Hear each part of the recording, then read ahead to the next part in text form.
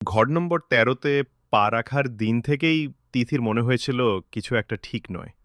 দেয়ালে ছোপ, জানালায় মরচে, বাতাসে অদ্ভুত ভার। প্রথম কয়েক রাত কেটে যায় স্বাভাবিক, কিন্তু তৃতীয় রাত থেকে শুরু হয় অদ্ভুত এক অভিজ্ঞতা। রাত ১টার সময় হঠাৎ ঘুম ভেঙে যায়, আর জানালার পাশে ছায়া যেন ঘনীভূত হয়ে ওঠে।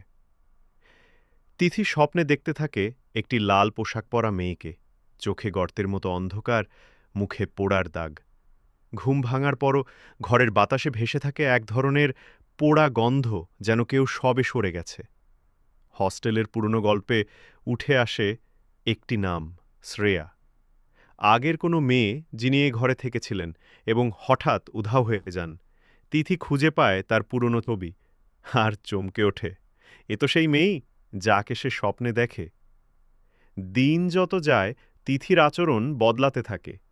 সে নিজের ডায়েরিতে অদ্ভুত বাক্য লিখতে থাকে। সে ফিরে এসেছে, আমি নেই। এক সকালে ঘরের দরজা ভেঙে তাকে অচেতন অবস্থায় পাওয়া যায়। চারপাশে ছড়ানো পাতা আর দেয়ালে লাল অক্ষরে লেখা, আমি ফিরে এসেছি। ডাক্তার বলেন তিথি মানসিক রোগে আক্রান্ত, কিন্তু প্রশ্ন রয়ে যায়, তিথির ভেতরে জন্ম নেওয়া সত্তা কি শুধুই মানসিক বিভ্রম, নাকি ঘর নম্বর ১৩তে এখনও কোনো ছায়া বাস করে? তিথিকে হোস্টেলে থেকে সরিয়ে নেওয়া হয়। সে এখন একটি মানসিক পুনর্বাসন কেন্দ্রে, যেখানে ঘরগুলো সাদা, দেয়ালে কোনো আয়না নেই। চিকিৎসকরা তার আচরণে বিচ্ছিন্নতা খোঁজেন, কিন্তু তিথি যেন দুটি মানুষের ছায়া বহন করে চলে, একটি তার নিজের, আরেকটি কারো অদৃশ্য অস্তিত্বের। রাতের বেলা সে হঠাৎ উঠে জানালার দিকে তাকিয়ে থাকে। কেউ তাকে কিছু জিজ্ঞাসা করলে চুপ করে থাকে, শুধু একটানা তাকিয়ে থাকে দেয়ালের একটি দাগের দিকে। মাঝে মধ্যে সে ফিসফিস করে, যদিও কেউ কিছু শুনতে পায় না। একদিন সে দেয়ালে আঙুল দিয়ে আঁকে একটি অর্ধেক পোড়া মুখ, চোখে শূন্যতা আর ঠোঁটবিহীন হাসি। এদিকে হস্টেলের ঘর নম্বর ১৩ আবার খালি। রুমার আর বন্ধু মৃণালিনী সাহস করে সেখানে ওঠে, তিথির কাহিনী উড়িয়ে দিয়ে। প্রথম কয়েকদিন স্বাভাবিক, কিন্তু তৃতীয় রাত থেকেই শুরু হয় ছায়ার গন্ধ। ঘুম ভাঙে রাত ১টায়, জানালার কাঁচে হঠাৎ ভাপ জমে ওঠে, আর তার ওপরে ভেসে ওঠে একটি শব্দ, আবার।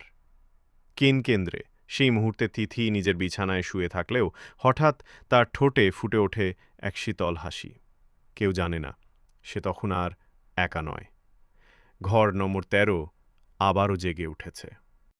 মৃণালিনী ধীরে ধীরে বুঝতে শুরু করে ঘর নম্বর ১৩ কেবল একটা ঘর নয়, একটা স্মৃতি, একটা আবেশ, যা ধীরে ধীরে তার ভেতরে প্রবেশ করছে। সে আগের মতো হাসে না, কথা কম বলে, আর আয়নায় তাকিয়ে নিজের প্রতিবিম্বকে অচেনা মনে হয়। মাঝরাতে সে উঠে বসে, টের পায় কারো নিঃশ্বাস ঘাড়ে লাগছে, অথচ পেছনে কেউ নেই। হোস্টেলের মেয়েরা আবার ফিসফিস শুরু করে, পুরনো কথা নতুন করে ফিরে আসে, শ্রেয়া, তিথি আর সেই পোড়া মুখ। কেউ বলে ঘরটা নাকি আসলে অভিশপ্ত নয়, বরং একটা স্মৃতি জমে আছে সেখানে, যা নতুন কাউকে পেলেই আবার জেগে ওঠে। তিথির অবস্থাও বদলাতে শুরু করে। রাত্রিগুলোতে সে হঠাৎ চিৎকার করে ওঠে, আবার কখনো ঠান্ডা চোখে তাকিয়ে বলে, ঘরটা খালি নেই, কেউ ওখানে গেছে।